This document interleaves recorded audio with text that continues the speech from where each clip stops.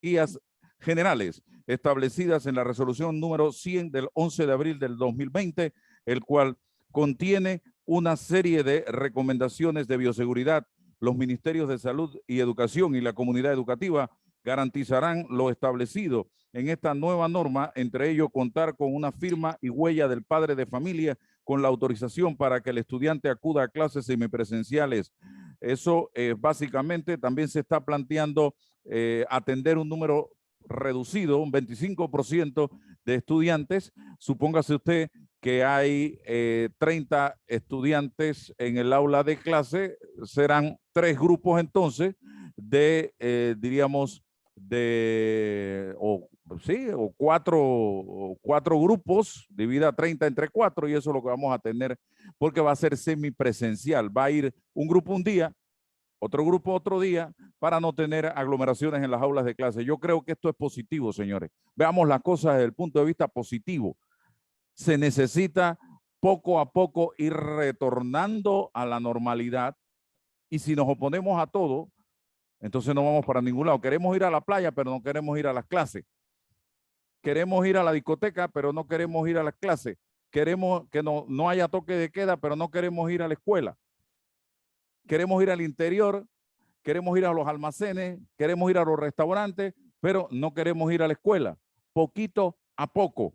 Ya los docentes vacunados, una buena condición, perfecto, y evidentemente que los chicos sean atendidos en pequeños grupos para que se lleven ese contacto directo con el aula de clases nuevamente, con los docentes, y se vayan a casa con responsabilidades que deben darle el seguimiento adecuado. Yo creo que vamos por buen camino en ese sentido y ojalá los docentes acepten y los padres de familia ese retorno vigilado también por parte del MINSA y del Ministerio de Educación para que se cumpla al pie de la letra con los protocolos de bioseguridad y no se salga de control esta situación. Don César, ¿qué le parece a usted esta nueva decisión que ha tomado el gobierno nacional? Buenos días Álvaro, buenos días Miguel González. Bueno, termina el tiempo de la improvisación, ¿no? Con el decreto ejecutivo se establecen los parámetros para el retorno progresivo de clases. Lo que corresponde es que cada sector involucrado asuma la responsabilidad que le corresponde, los controles que le corresponden, y mañana pasado, ¿no? Si existe algún tipo de situación, no se diluyan dentro del marco de responsabilidad el hecho de que esto no me correspondía a mí. Entonces, eso es importante, dejar los marcos de control de todo esto, los comités de bioseguridad, la estadística, y corroborar que todos los docentes estén vacunados, el concierto de los padres y privados, todo tiene que articularse. Ahí está el marco.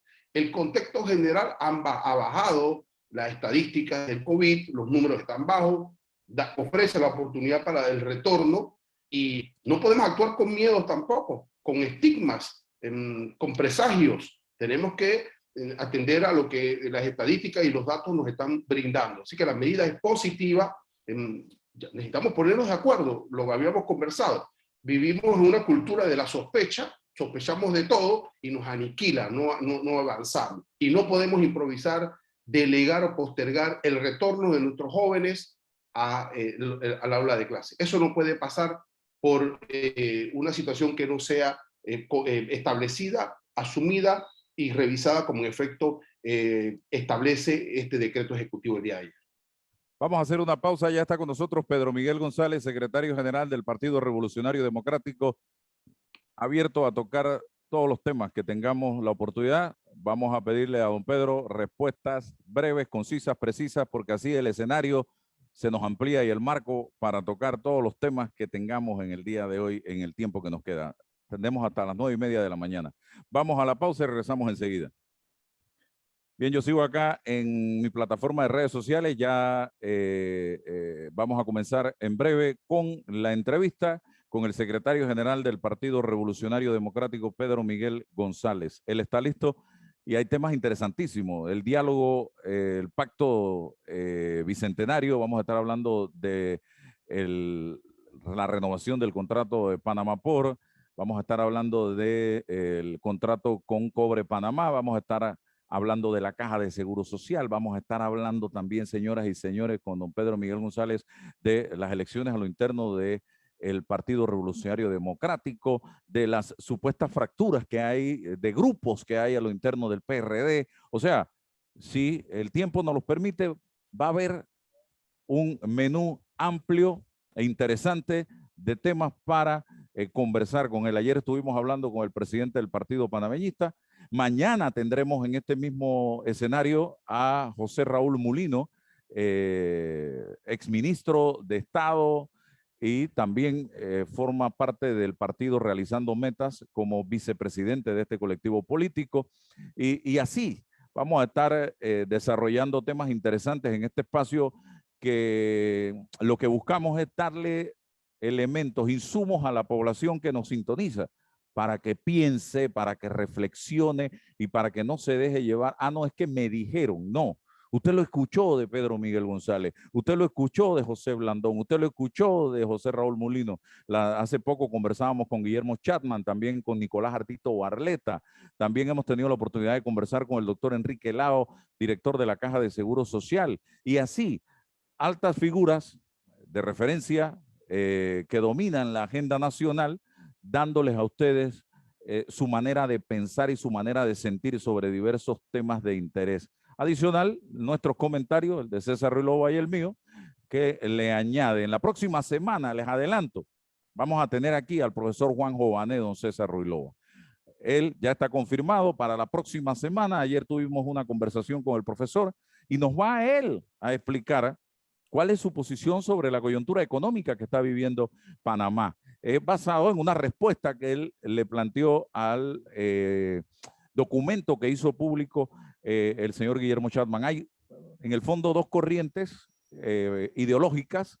El señor Chapman es un hombre de derecha, y todos lo sabemos, un empresario, un hombre de empresa, y el profesor Jovan es un hombre que más de centro izquierda, pudiéramos decir así, don César, y tiene su manera de pensar. Fue director de la Caja de Seguro Social, así que vamos a tener también su forma, su visión del país la próxima semana. También hemos tenido acercamiento con la ministra de Educación para tenerla la próxima semana conversando con nosotros aquí en este programa. Así que todo esto es parte de Sin Rodeos. Retornamos a la señal de Omega Estéreo. Ya está listo Pedro Miguel González con nosotros. Don Pedro, ¿cómo ve usted? Le doy los buenos días. ¿Cómo ve usted? Breve, conciso y preciso. Yo sé que usted le mete bastante a la dialéctica, la situación, la coyuntura actual que vive el país, y en medio de un debate de aparente divisionismo a lo interno del propio partido gobernante. Bienvenido. Y bueno, ante todo quiero dar las gracias por la invitación y un saludo pues a toda la radio audiencia y a los que nos ven por redes sociales. No, es un escenario extremadamente complejo, inédito en la historia del país y del mundo, producto de la pandemia. Sin embargo, como hemos planteado en otras ocasiones, la crisis social y económica que vive Panamá tiene raíces estructurales muy anteriores a la pandemia. La pandemia lo que ha hecho es poner en evidencia la falencia de un modelo que evidentemente se ha agotado y que está siendo revisado a nivel global. Cuando tú hablas con alguien como Guillermo Chapman, que impulsó las reformas estructurales durante la administración de Ernesto Pérez Valladares, y lees también sus escritos recientes, muy importantes, por cierto, como una base para la discusión y el debate nacional, te das cuenta de que incluso esos sectores que impulsaron estos cambios estructurales de los últimos 30 años, que le cedieron las competencias del Estado al sector privado, principalmente al sector transnacional privado, pretenden revisar aquellas decisiones, porque si hay algo que ha dejado la pandemia en evidencia, son las debilidades del sistema, principalmente de los servicios públicos y los servicios de salud y de educación principalmente. Y nosotros no podemos pensar en que Panamá transite hacia un país desarrollado, por muy alto que sea nuestro ingreso per cápita, con una pésima distribución de la riqueza, si no tenemos un sistema educativo y un sistema de salud robusto. Y para eso hay que fortalecer económicamente al Estado. Ese es el gran debate en el mundo y es el gran debate también aquí en Panamá. Pedro, ¿usted estaría a favor de que el Estado retome el control de estas empresas? Decisión que se tomó precisamente en un gobierno gobernado por el Partido Revolucionario Democrático. Bueno, en primer lugar, debo decirte que Panamá fue uno de los últimos países en el continente que abordó ese proceso de reforma estructural. Quizás por la experiencia que hubo en Sudamérica y otros países de la región, el modelo de reestructuración económica de Panamá fue distinto y se conservó para el Estado en muchas de estas empresas una participación importantísima, en algunos casos hasta del 49%, casi la mitad de la empresa. Sin embargo, lo que yo estoy planteando es que existe la posibilidad, ahora que la pandemia ha generado tanta conciencia a nivel global y en Panamá de las falencias de este modelo, existe la posibilidad de que en función de un gran acuerdo nacional, revisemos la relación del Estado con cada uno de estos sectores estratégicos del desarrollo. Primero, para ver si han cumplido con lo que estaba establecido en los contratos ley que fueron dictados en cada uno de los casos o dentro de los acuerdos que llevó el Estado con estas empresas. Y en algunos casos, vencido ese plazo, que el Estado pueda renegociar las condiciones para poder obtener mejores beneficios, porque si es el tema de los puertos, es una situación desastrosa. Si es el tema de la minería, ni se diga. Si hablamos de las telecomunicaciones o si hablamos de la energía, nos damos cuenta de que los mayores beneficiarios de cada una de estas actividades económicas es el sector privado, pero principalmente el sector privado transnacional. Y la riqueza nacional se está drenando hacia el extranjero y el Estado no está recibiendo los beneficios que fueron pactados en esos contratos. Esos contratos de concesión hay que revisar, primero para ver que se cumplan. Y en el caso de que se pensan que podamos entonces establecer una nueva relación ahora con toda la experiencia que tuvimos después de casi 25 años. Ahora hay un caso muy especial, es el caso de la minería. O sea, la principal explotación minera que ha tenido Panamá en su historia es la que está llevando adelante First Quantum o Minera Panamá, con su nombre nacional. Pero esta es una empresa que está trabajando, operando de hecho en función de un recurso de aclaración que ante un fallo de inconstitucionalidad que dio la Corte Suprema de Justicia en diciembre del año 2017 y que fue publicado hasta septiembre del año 2018, fue interpuesto y con este recurso de aclaración la empresa está prácticamente operando de hecho. El año pasado, que fue un año pésimo para el comercio internacional, el año pasado, que fue el año de la pandemia, esta empresa vendió de nuestra riqueza nacional, de nuestros recursos minerales, alrededor de 1.400 millones de dólares, de los cuales al Estado panameño solo le correspondieron 28 millones de dólares. En la región hay países que tienen otras condiciones, que tienen mucha mayor experiencia: Chile, Argentina, Brasil, Bolivia, Perú, por ejemplo, por mencionar algunos casos. Revisemos la experiencia de estos países que tienen más de 100 años de estar explotando sus recursos minerales. En el caso de Panamá, son recursos que están prácticamente vírgenes. Tenemos la quinta reserva del mundo de cobre. Hoy la reserva de cobre, el valor de las reservas de cobre mundiales son 4 y 5 veces el valor de las reservas de oro, para que tengas una idea. La reserva minera que está explotando Minera Panamá tiene hoy un valor de aproximadamente, Álvaro, amigo Ruilova, de aproximadamente 400.000 millones de dólares. Ni hablar del resto de la reserva minera panameña. ¿Qué planteamos nosotros? Que como quiera que la empresa está operando bajo estas condiciones especiales, el gobierno panameño tiene la posibilidad de sentarse a negociar con esta empresa una nueva relación. Una relación en la que el Estado panameño y los panameños podamos tener los beneficios de nuestra riqueza mineral y que no ocurra lo que ha ocurrido durante 500 años, que es que los extranjeros vienen, se llevan nuestra riqueza mineral, nos dejan solo la devastación, la destrucción de nuestro medio ambiente y seguimos conformándonos como país con migajas. A eso es a lo que nos estamos refiriendo. Sí, los economistas con los que he tenido la oportunidad de conversar plantean, primero, que esta empresa tiene apenas un año de estar en el proceso de explotación de la mina. Antes del año fue todo desarrollo de la obra para poder lograr comenzar la explotación de la mina. Y segundo, que el presente y futuro económico del país se sustenta en gran parte en el desarrollo de la minería. ¿Qué dice usted por el tema de todo lo que esta empresa deja y el empleo que está generando? Nosotros estamos de acuerdo de que es un desarrollo importante y que se ha hecho una inversión importante. Nosotros lo que estamos planteando es que como quiera que por un fallo de la Corte Suprema de Justicia, que no se dictó en este gobierno, sino durante la pasada administración, en diciembre del año 2017, que declaró inconstitucional aquel contrato ley, existen las condiciones para que el actual gobierno se siente a negociar con la empresa mejores condiciones para el país. Un país que tiene una situación financiera desastrosa, con un endeudamiento exagerado, agravado todavía por la pandemia, y que tiene un grave problema financiero en su programa de pensiones, el programa de la seguridad social, de pensiones de la seguridad social. Y teniendo los suficientes recursos minerales como país para no solo pagar la deuda pública y el hueco financiero de nuestro programa de pensiones, sino para dar el salto hacia un país desarrollado, con un sistema educativo moderno, con un sistema de salud adecuado. Nosotros tenemos las condiciones en nuestra riqueza mineral para poder dar ese salto hacia el futuro siempre que se tomen las decisiones adecuadas. Y la empresa sabe que está en esa condición y no tiene sino que llegar a un nuevo entendimiento, porque el anacrónico y absurdo 2% que establece nuestro código minero no puede ser la base de esa relación contractual.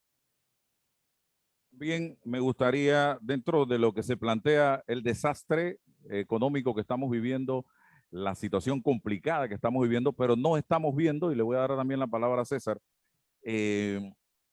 voluntad, acuerdo desde la clase política del país para que podamos echar adelante, don Pedro. Aquí cada quien está remando por su lado y lo estamos viendo, nada más tenemos que ver lo que está pasando en la Asamblea Nacional de Diputados. Usted hoy no es diputado, pero tiene la bancada mayoritaria. ¿Cuáles son los beneficios que está recibiendo este país de la clase política en los actuales momentos de pandemia, en donde todos debiéramos estar unidos y remando en una sola dirección? Álvaro, yo creo que el momento es propicio para un gran entendimiento de la sociedad. Yo creo que el presidente ha convocado del pasado mes de noviembre a un diálogo nacional que quisiera pensar será un diálogo exitoso, pero va a ser exitoso en la medida en que haya desprendimiento de todas las partes en función del interés nacional. Para poder llegar a acuerdos nacionales, para un nuevo modelo constitucional, una reforma a la Constitución, o para redefinir esta relación que yo planteo con los distintos sectores estratégicos del desarrollo nacional, para eso hay que llegar a un gran entendimiento nacional. Yo sí noto en distintos actores, no solo partidos políticos, el interés de seguir, de utilizar las condiciones de la pandemia para desgastar al actual gobierno con miras a lo que sería un proyecto electoral en el año 2024. Pero para eso habrá tiempo. Yo creo que si este año nos concentramos, desde este mes de abril, mayo, que entiendo se van a instalar las mesas regionales del diálogo, y a partir de julio, las mesas nacionales, y llegamos a los entendimientos que corresponden, para el mes de noviembre pudiéramos tener una salida a todos estos temas consensuada entre todos los panameños. Yo coincido contigo, yo creo que hay mucho egoísmo, hay mucho enanismo, hay falta de visión estratégica de lo que es el interés nacional, pero si nosotros logramos desde el gobierno y los sectores de la oposición y los distintos actores sociales llegar a un gran entendimiento nacional para establecer un nuevo pacto social, pudiéramos dar ese legado a este y a las futuras generaciones de un Panamá muy distinto al que tenemos ahora. César. Reitero los buenos días, don Pedro. Dos puntos específicos. Hay vida política en el partido PRD fuera de la agenda legislativa. Si hay debates a lo interno, ¿cuál es la agenda, cuál es la lectura sobre la situación nacional? ¿Hay algún debate sobre la corrección ética política para la membresía, para la gente que llega al partido, bajo qué base la gente se inscribe en un partido como el PRD hoy en día.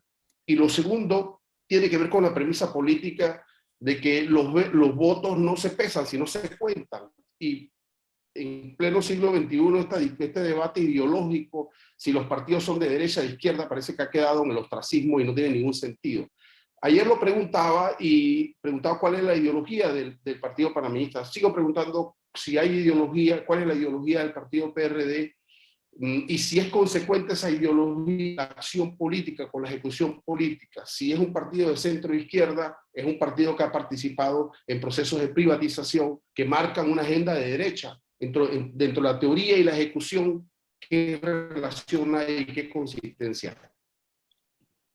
Bueno, yo te agradezco estas preguntas. Son preguntas realmente complejas y pudieran ser hasta complicadoras. Pero ponen el dedo en la llaga de un tema estratégico para la nación panameña y particularmente para el partido que fundó Omar Torrijos. Porque nosotros nacimos no como una organización política más destinada a participar en las contiendas electorales y ganar el poder político exclusivamente. Nosotros fuimos constituidos como un instrumento de transformación social del pueblo panameño hacia las futuras generaciones, vistos desde hace poco más de 40 años. Pero en el camino, sobre todo en la etapa post-invasión, nos fuimos desfigurando hasta convertirnos en un partido muy parecido al resto de los partidos políticos, muy parecido a los partidos que Omar Torrijos desplazó el poder en el año 68, es decir, basados en el electoralismo y el clientelismo político. Se hizo un esfuerzo, o se ha hecho un esfuerzo dentro de nuestro partido que está pendiente, que está inconcluso, y es el de mover este partido electoral y clientelista en el que degeneramos hacia un partido doctrinario, programático, con una verdadera ideología, como tú lo planteas, pero estamos ni siquiera a medio camino de ese proceso. Ya hemos tenido en 2 congresos anteriores el enfrentamiento entre ese partido electoral y clientelista que realmente somos y el partido programático institucional que queremos ser. Y viene un congreso dentro de algunos meses y por tercera ocasión creo que se van a enfrentar ambas concepciones. Es todo un debate a lo interno del PRD que subyace a lo interno del partido que fundó Omar Torrijos. El partido que somos versus el partido que pretendemos ser, aquel partido que soñaron nuestros fundadores. Y eso se va a poner en juego nuevamente, máxime que hay un sector dentro del gobierno muy cercano al presidente de la República que tiene la intención en el próximo Congreso con fines electoralistas de asaltar la dirección del partido. Creo que podemos llegar a entendimientos para darle continuidad al trabajo que iniciamos en el año 2016 a partir del próximo Congreso. Ahora bien, también te comento, en el caso particular nuestro, nosotros, como sabes, yo no aspiré a ningún cargo en esta vuelta, ni ninguno de los miembros del Comité Ejecutivo Nacional que llegaron conmigo a la dirección del partido aspiramos a ningún cargo porque quisimos diferenciar el liderazgo electoral del liderazgo institucional del partido. Esa jugada ha tenido sus vicisitudes y un gran dilema. Y no hemos todavía, a estas alturas, a casi 2 años de la gestión de gobierno, lograr la sinergia que pudiéramos tener el partido de gobierno. Creo que con el tema del diálogo nacional que inicia en pocas semanas, va a haber mucha mayor posibilidad de lograr esa sinergia y que no sean las aspiraciones por cargos institucionales del partido, cargos de dirección del partido, las que nos muevan, las que nos movilicen, sino conceptos. Por ejemplo, como tú lo planteabas hace un rato, César, por ejemplo, ¿qué decíamos nosotros cuando estábamos en oposición sobre el tema de la energía, sobre el tema de las telecomunicaciones, sobre el tema del transporte, sobre cada uno de los aspectos de la vida nacional, sobre el tema de la corrupción y la transparencia? ¿Qué hacemos nosotros ahora cuando estamos en gobierno? ¿Cómo le damos seguimiento desde el gobierno a aquellos planteamientos que hicimos desde la oposición? Ser consecuente en gobierno con lo que dijiste cuando estabas en oposición es lo que realmente te da credibilidad, porque las palabras se las lleva el viento, los hechos son los que pesan. No está pasando. Y en el futuro inmediato, ese gran debate vamos a tener sobre el concepto. no solo del partido que queremos ser versus el partido que somos, sino lo que podemos hacer desde el poder, llegar al gobierno para transformar a la sociedad panameña. Y la pandemia ha brindado una gran oportunidad al gobierno del presidente Laurentino Cortizo y al PRD como partido principal del gobierno, de conducir un proceso de transformación social. Nosotros estamos apostando por esto, pero cuando vamos a esas mesas de diálogo, nuestros interlocutores, los del partido y los del gobierno, ¿con quién harán alianza? ¿Con los grandes sectores nacionales o con los que representan el status quo que queremos superar? Yo creo que debemos apostar por una gran alianza social, la gran oportunidad con los sectores sociales que pudieran ser los beneficiarios de esa gran transformación, de esa redefinición de la relación del Estado con los distintos actores de la economía nacional que, como decía hace un rato, producto de las políticas neoliberales impuestas desde afuera por los organismos internacionales, impulsamos durante 30 años en un modelo que ya evidentemente ha sido agotado. Creo que existe esa gran posibilidad. Yo apuesto por eso y pienso que el presidente Cortizo tiene la posibilidad de pasar a la historia y dejarle ese legado a la sociedad panameña. Don Pedro, usted ha señalado que hay un sector cercano al presidente Cortizo que pretende asaltar la dirección del Partido Revolucionario Democrático. ¿Nombre de quienes pudieran ser esa?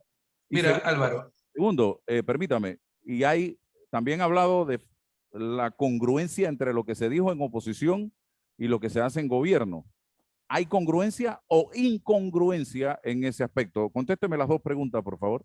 En la primera pregunta te digo sí, en efecto, Álvaro. Hay en el entorno muy cercano al presidente de la República, esto es un secreto a voces, el país entero lo sabe, y se sabe también en la militancia del partido, de que existe la intención de impulsar la candidatura del vicepresidente de la República, José Gabriel Carrizo, a la Secretaría General del partido como un paso previo a su candidatura presidencial hacia las elecciones del 2024. Y esto es algo que viene ocurriendo prácticamente desde que inició el gobierno. Y creo que es lo que también ha generado el mayor distanciamiento entre un sector de la dirección del partido y la gestión de gobierno. Pero esto es poner la carreta delante de los bueyes. Para poder aspirar, como lo hicimos en el 98-99 o en el 2008-2009, a repetir como gobierno, primero tenemos que hacer un buen gobierno y no pensar en proyectos electorales unipersonales. Creo que es un error de aquellos que han venido impulsando este proyecto, porque sí hubo una razón por la que con relativa facilidad yo pude derrotar en una contienda interna al expresidente Ernesto Pérez Vallar, que es un símbolo de nuestro partido. Es uno de los más extraordinarios dirigentes que ha tenido el PRD en sus 42 años de historia. Fue precisamente porque él pretendió reeditar en el año 2016 lo que hizo 25 años antes, en el año 91, es decir, ganar la Secretaría General del partido para después ser candidato presidencial. Y en un partido que perdió en buena medida su base ideológica y de formación. En un partido en el que las aspiraciones electorales se convirtieron en el centro del debate. La candidatura presidencial se convertía en una especie de manzana de la discordia, no importaba quién ganara la elección, si fue Balbina o si después fue Navarro, el partido quedaba dividido. Y lo que hicimos ahora fue unificar al partido precisamente porque nos comprometimos a lograr una dirección política institucional que mantuviera al partido cohesionado durante el proceso de elecciones primarias y después de las elecciones primarias. Y hoy Laurentino Cortizo es presidente de la República precisamente porque pudimos mantener esa cohesión. La base del triunfo de Laurentino Cortizo fue la unidad del partido y la alianza que logramos con el Molinera. Eso es algo indiscutible.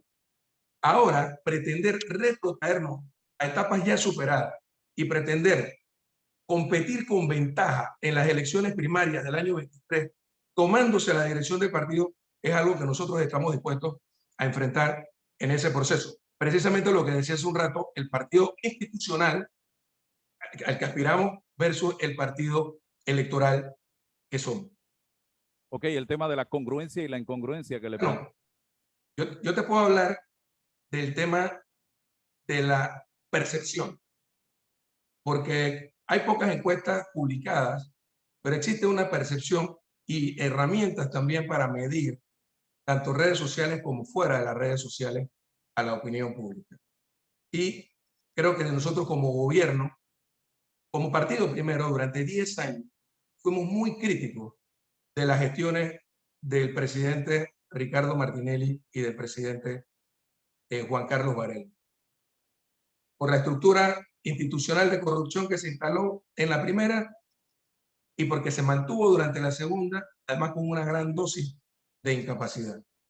Y yo pienso que nosotros debemos hacer un gran esfuerzo desde el gobierno, y el presidente está llamado también a tomar las decisiones que corresponden para ganar esa credibilidad, para poder proyectar la imagen de que realmente ese compromiso que planteamos en oposición se hace efectivo en gobierno. Lamentablemente, por un lado, algunas actuaciones y por otro lado, la exacerbación en redes sociales por parte de nuestros adversarios ha proyectado la imagen de que no hay mucha diferencia entre lo que ocurría antes con lo que ocurre ahora. Y yo creo que es un esfuerzo que debemos hacer como partido político y es un esfuerzo que debemos hacer como gobierno para lograr dar las señales que le ganen al gobierno y al partido mayor credibilidad frente a este tema que es estratégico, porque sin credibilidad no hay autoridad moral y sin autoridad moral no hay autoridad política y es muy difícil entonces conducir un gran entendimiento nacional como el que esperamos y que hemos propuesto desde nuestro partido con este gran diálogo nacional y poder dar ese salto hacia el futuro que queremos los panameños. Yo creo que es importante porque, como dice aquel dicho antiguo, la mujer del César no solo debe ser honesta, sino parecerlo. Y nosotros tenemos que hacer un esfuerzo para lograr esa percepción en la opinión pública nacional. El PRD no puede claudicar frente a esa bandera. Si hay algo que diferenció a Omar Torrijos y su generación durante la década de los 70, fue precisamente el hecho de que los recursos del Estado se utilizaron para el desarrollo nacional hasta 1968 y en buena medida con la mayoría de los gobiernos en la etapa post-invasión ha vuelto a ocurrir lo mismo. Es que los recursos del Estado se utilizan para apuntalar sectores económicos nacionales y extranjeros. Intereses muy distintos a los de la sociedad panameña. Y nosotros teníamos ese planteamiento en oposición y lo seguimos teniendo ahora que estamos en gobierno. Y por eso es que es importante que la ciudadanía comprenda que nosotros realmente somos un partido de nuevo tipo, un partido que pretende transformar a la sociedad panameña y para eso se requiere credibilidad. Y para tener credibilidad hay que actuar con honestidad y con transparencia. César Ruilova. Pedro, ¿esta iniciativa de un movimiento Partido Revolucionario Torrijista es parte de estas contradicciones o apunta a otra lectura y otra visión? Yo creo que hay mucho desencanto en un componente importante. Mucho desencanto precisamente porque las expectativas que se generan cuando tú vas al gobierno son mucho mayores de lo que tú puedes cumplir. Imagínate un partido con más de 600.000 miembros, quizás con una militancia cercana al 10%, militancia política, no miembros del partido. Es imposible que tú puedas, ni siquiera a todos los militantes, a los que hicieron posible nuestro triunfo, incorporarlos a la gestión de gobierno. Y hay mucho descontento en la base de nuestro partido por ese tema. Pero también habría que analizar, hilar más delgado qué hay detrás, qué capacidad van a tener, quién lo está financiando. Da la impresión de que es un grupo de compañeros de base del partido, habría que ver qué tanto es así. O pudiera ser también una maniobra, y para eso tenemos que hilar todavía mucho más delgado, es muy temprano para saberlo, si hay otras fuerzas políticas incidiendo en una iniciativa como esa, pero yo te puedo anticipar, no le veo ningún futuro, no le veo la más mínima posibilidad de convertirse en una realidad, máxime que no hay referentes importantes detrás de esa convocatoria. Si en el pasado referentes de la sociedad panameña mucho más importantes y connotados han intentado crear organizaciones y no lo han conseguido, yo no le veo ninguna posibilidad a esta iniciativa. Creo que es un disparo al aire. Oiga, usted va a aspirar a la Secretaría General nuevamente.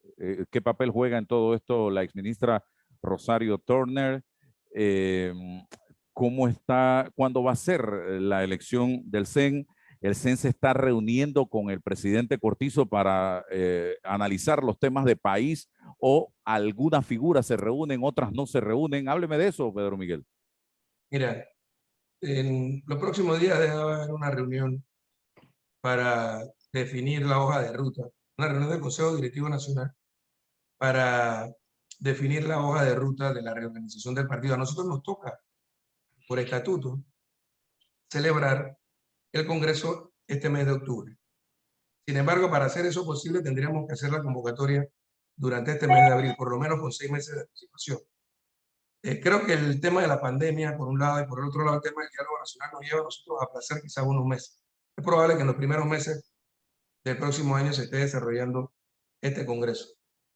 Yo, como no lo hice en el año 2016, no me aferro a mantenerme como secretario general del partido siempre que podamos ponernos de acuerdo en una dirección institucional que le dé seguimiento al trabajo que iniciamos hace algunos años, porque nos queda un largo camino por recorrer en esa dirección.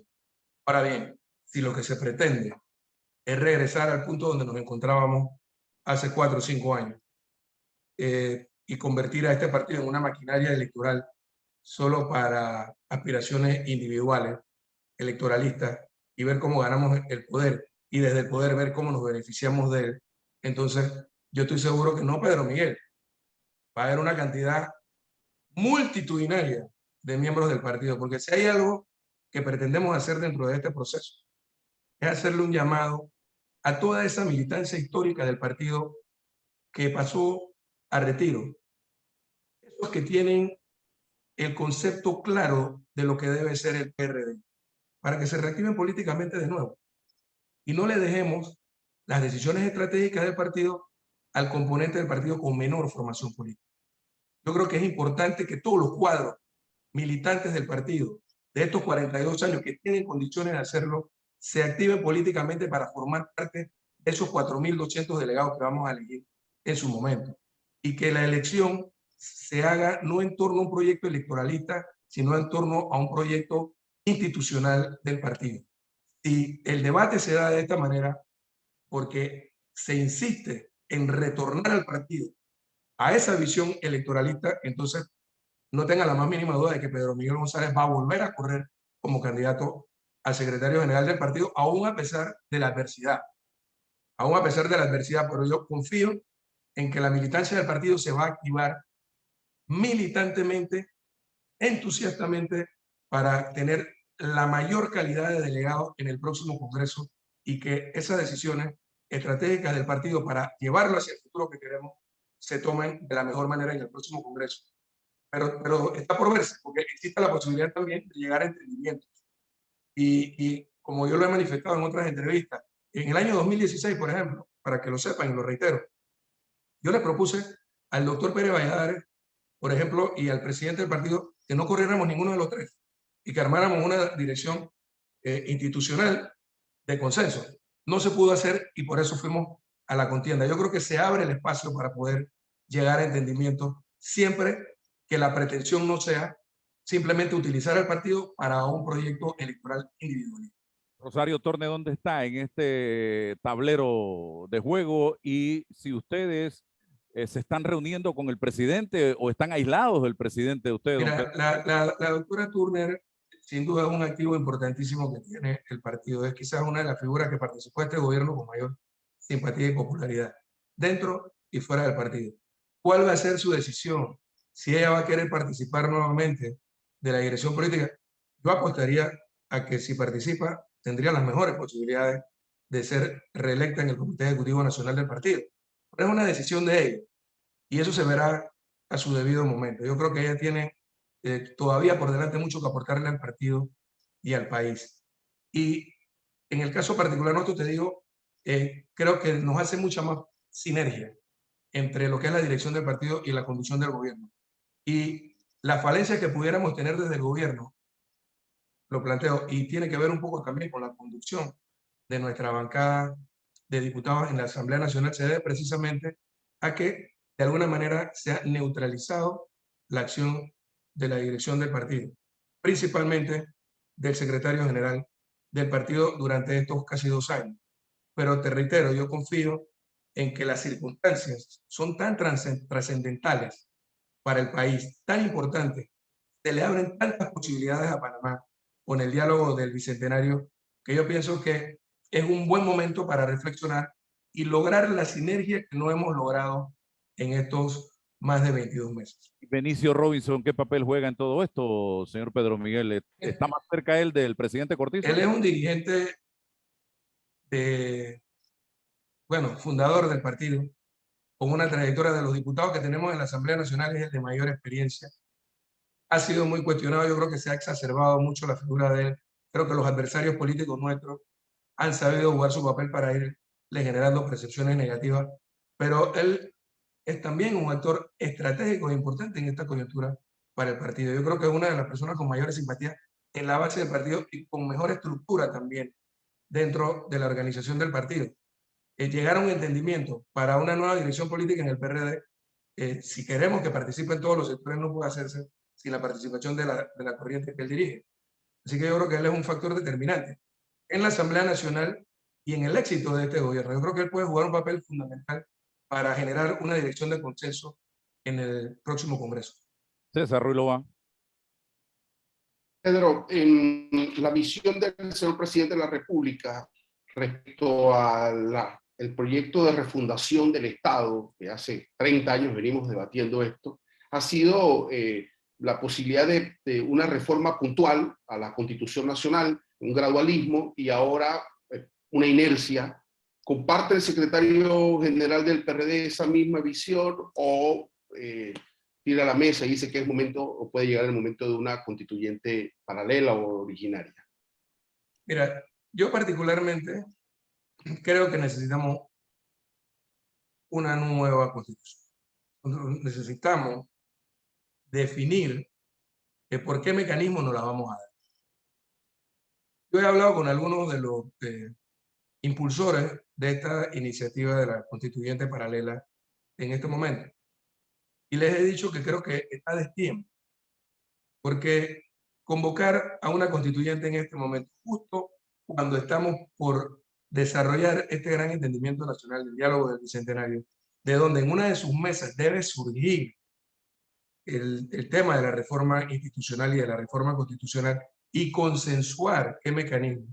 Y una de las posibilidades es que se convoque a la constituyente. Si esto fuese así, entonces, ¿qué sentido tiene hacer este gran esfuerzo por recoger esa firma si se logra un consenso en la mesa del diálogo para que la reforma a la Constitución se haga por vía de la constituyente paralela? Le correspondería al Ejecutivo hacer la convocatoria y a la Asamblea Nacional ratificarla como una posibilidad, o a la propia Asamblea hacerlo por su propia cuenta. Es decir, no sería necesario todo este desgaste. Es muy difícil en este momento lograr esa gran cantidad de firmas, pero sí podemos sentarnos a discutir, y si al final la mayoría de los sectores coincidimos en que debe ser a través de una constituyente paralela, entonces que el gobierno haga la convocatoria que corresponde. Pero ¿no te parece que la duda precisamente está allí, en el hecho de que el Ejecutivo no va a convocar, no ha convocado, no le interesa convocar, utilizó el mecanismo de la concertación nacional para allí generar algún tipo de debate, la gente se sintió excluida, lo que ocurrió posteriormente en el Parlamento, el ingreso de algunas reformas a conveniencia, quizás hay una desconfianza precisamente en el hecho de la convocatoria? Te lo pongo de esta manera, César. Suponte que tuviese mucho éxito la convocatoria y que en cortos meses se recoja un altísimo porcentaje de las firmas que se necesitan. ¿Qué sentido tiene estar sentado en las mesas del diálogo del Bicentenario? No tendría ningún sentido. Por el contrario, si vamos a las mesas del diálogo y en la mesa correspondiente, esa de la reforma institucional, que pasa por la reforma constitucional, y allí se llega a ese consenso, y se llega a ese acuerdo, porque el gobierno no va a ser el único actor, ni el PRD va a ser el único actor en esas mesas, sino una gran cantidad de toda la sociedad panameña, y llegamos a ese entendimiento, al gobierno no le quedaría otra alternativa que hacer la convocatoria, y sería un gran error no hacerla, porque siendo ya un gran consenso nacional, entonces sí una iniciativa ciudadana tendría muchas mayores posibilidades. Otro escenario es que prevalezca lo que tú decías hace un rato, Álvaro, que prevalezca el individualismo, el egoísmo, los sectarismos, y que el diálogo no sea exitoso. y que todas estas mesas de diálogo culminen en nada, como ha ocurrido en otras ocasiones en el pasado. Si esto fuese así, entonces estarían mejor dadas las condiciones para una convocatoria de iniciativa ciudadana. Por eso yo le manifestaba a algunos de ellos que creía que era totalmente extemporáneo. Ellos perfectamente podían esperar unos meses y ver cuál es el resultado. Muy probablemente se ahorren todo este esfuerzo que están haciendo, que puede también terminar en nada si no consiguen toda la firma. Es decir, si en frío como ahora, en contraposición a la convocatoria, al diálogo y a todos los sectores que van a participar del diálogo, se pretende recoger las firmas y no se consigue prácticamente en este periodo constitucional, César y Álvaro, estarían liquidando la posibilidad de una constituyente. Creo que habría sido mucho más inteligente ser pacientes unos cuantos meses y esperar a ver qué ocurre en el mes de noviembre. Señor Pedro Miguel, estamos en este momento en una coyuntura muy difícil en el tema de los bancos. Fue el PRD precisamente a través del gobierno revolucionario del general Omar Torrijos, de la mano de Nicolás Ardito Barletta, quienes sembraron en este país ese gran centro financiero o centro bancario, como querramos llamarle. Hoy estamos viendo una situación bien delicada donde se está pretendiendo satanizar a la banca panameña, que es la que de una u otra manera es mi percepción, porque yo desde que llegué con 0 centavos en el bolsillo, lo que tengo se lo debo gracias a todo el trabajo y a que los bancos confiaron en mí en un momento determinado. Si no hubiesen bancos que fuera de nosotros, yo creo que usted también viene de esa generación.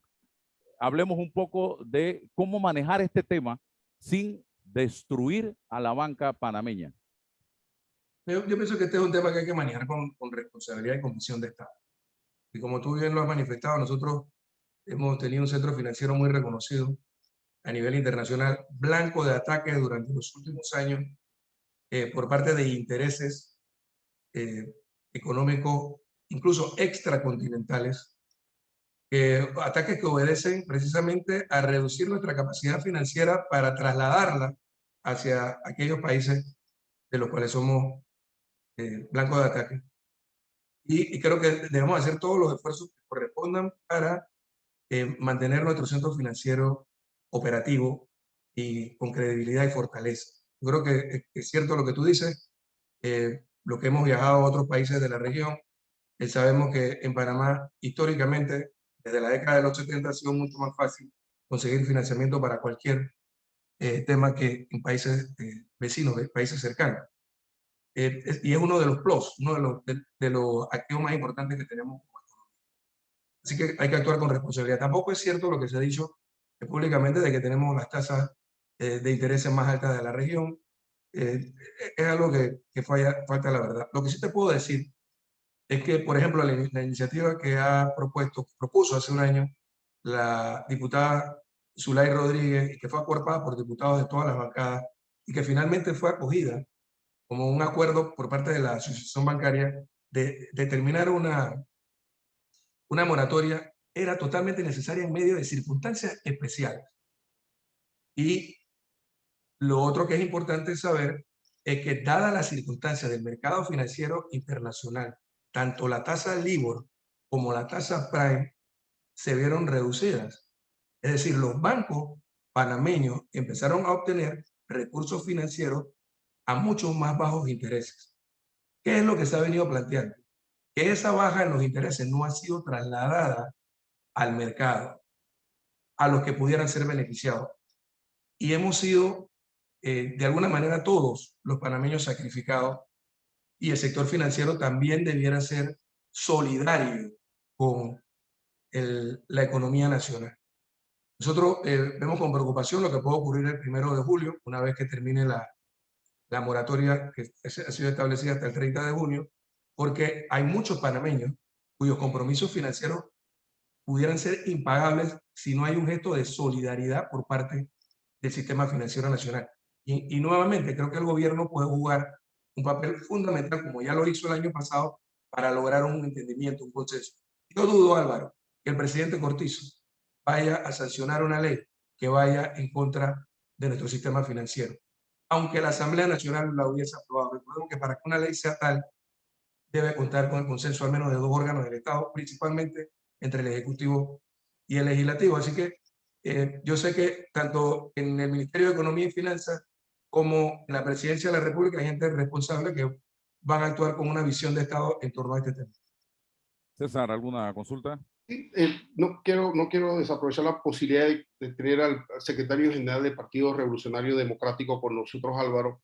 Decía el expresidente español Felipe González que asistimos a una crisis de liderazgo precisamente, en lo general y por supuesto que en lo político. Frente a esa crisis de liderazgo, ¿cómo el partido PRD logra seducir, convocar, sumar a sus huestes nuevos liderazgos? ¿Cómo lo promociona frente a un ejemplo en la Asamblea Nacional actual de miembros del Parlamento PRD, en la que uno dice, ¿por qué esta destemplanza en el diálogo? Se acabaron los argumentos entre bases internas. ¿Acaso lo posible es mantener ideas contrarias? ¿Por qué agredirse en lo personal? O sea, ¿cómo ofrecemos un ejemplo, sumamos nuevo liderazgo si estamos asistiendo a una situación que no le agrada a nadie, don Pedro, en el debate político? Es un debate político, no es un debate personal. Son 2 temas que he planteado y voy a abordar el primero. Yo creo que para que un dirigente o una organización pueda tener capacidad de convocatoria, debe incorporar en su discurso los temas que son del interés de las grandes mayorías. Por eso te decía y les he planteado a ustedes, incluso te lo he dicho hasta el presidente de la República, es estratégico, es importantísimo que nosotros podamos, en el caso particular del PRD, asumir nuestras banderas originales y retomar nuestras alianzas sociales originales. Eso es lo que nos puede a nosotros atraer los temas que le interesan a las nuevas generaciones. La conservación del medio ambiente, por ejemplo, el tema de la lucha contra la pobreza y la desigualdad social, por ejemplo, o lograr tener una mejor calidad de vida. Son temas fundamentales para la juventud, la participación ciudadana. Yo creo que si el PRD y sus dirigentes adoptan un discurso en esa dirección, le va a ser mucho más fácil atraer simpatía. Y no solo el PRD, cualquier organización política. Ahora bien, lo que ocurre en nuestra asamblea, y principalmente lo digo porque tenemos la bancada mayoritaria, es falta de conducción política. Por un lado tenemos al gobierno y el ejecutivo, por el otro lado tenemos a la Asamblea Nacional, pero la bancada de diputados de cualquier partido no puede obedecer a los dictámenes de otro órgano del Estado. La bancada de diputados de un partido debe obedecer a los lineamientos políticos de ese partido político. Si nosotros pudimos hacer una buena gestión de gobierno con Ernesto Pérez Valladares adecuada a la realidad que es el momento histórico, o pudimos hacer una buena gestión de gobierno durante la administración del presidente Martín Torrijos, es porque existían esos 3 componentes: gobierno, partido, bancada de diputados. Y la bancada de diputados se dirige desde el partido y no desde el Ejecutivo. Pretender eso que he dicho de último es subordinar a un órgano frente a otro órgano del Estado, y eso va en contra incluso de principios constitucionales. Nosotros, como dirección política, debemos actuar en la dirección correcta para poder poner orden en la bancada de diputados del PRD, que es la mayoritaria. Lo que ha ocurrido en las últimas semanas, los enfrentamientos incluso entre diputados de nuestra propia bancada, es realmente penoso y bochornoso. No esperé nunca verlo. Yo participé de 3 asambleas y siempre el debate fue respetuoso, incluso con argumentos muy contradictorios, pero siempre respetuoso y de altura. Yo creo que eso le da credibilidad y respeto a un parlamento. El ataque personal hay que dejarlo de lado, y lo que sí es necesario es que nuestra dirección política actúe frente a las actuaciones. Inutilizar a la dirección política del partido y su accionar frente a la bancada de diputados es lo que ha traído estas consecuencias. Ya se me acabó el tiempo, don Pedro. Héctor Brand aspira a ser presidente de la Asamblea. Eric Brose aspira a ser presidente de la Asamblea. ¿Cuál será la figura de consenso, a juicio suyo, en esa elección que viene, el 1 de julio? Y brevísimo también, el Centro Regional de Operaciones Aeronavales, el CROAN. ¿Cuál es la opinión suya? Bueno, te faltaron 3 nombres que he escuchado hasta ahora. Es el de Kaira Hardy, el de Ricardo Torres y el de Cristiano Adames. Esos 5, creo que todos son diputados ya de experiencia, después de 2 años, algunos más. Cualquiera de ellos pudiera hacer una extraordinaria labor como presidente de la Asamblea. En cuanto al Centro Regional de Operaciones Aeronavales, debo decirte que hace falta mucha más información. Yo creo que hay mucha desinformación en torno a este tema. Quien habla, a quien están entrevistando ustedes ahora, fue quien presentó, siendo presidente de la Asamblea Nacional en el año 2008, un recurso de inconstitucionalidad contra el acuerdo Salas-Becker, que era una modificación al acuerdo original Arias-Hilton del año 91. El PRD se opuso en oposición durante el gobierno de Endara a ese acuerdo de facilidades conjuntos, se opuso al acuerdo Salas-Becker, y cuando el señor Ricardo Martinelli también llegó a entendimientos similares desde la oposición, el PRD también se opuso. Y estaríamos en contra de cualquier presencia militar extranjera que viole lo pactado en los tratados Torrijos-Carter. Sin embargo, debo decir que hay mucha desinformación. Nos hemos reunido no solo con el ministro de Seguridad, sino con buena parte de su equipo. Hemos escuchado las explicaciones y hasta el momento no hay ninguna evidencia de que se trate de presencia militar extranjera en nuestro territorio, cercenando nuestra soberanía. Si eso se diera, ten la seguridad de que el PRD se opondría. Gracias a Pedro Miguel González, secretario general del Partido Revolucionario Democrático, por compartir con nosotros sin rodeos en la mañana de hoy. Que tengan todos un excelente día. Gracias, César. Hasta mañana. Buenos días. Gracias, Pedro. Gracias a ustedes.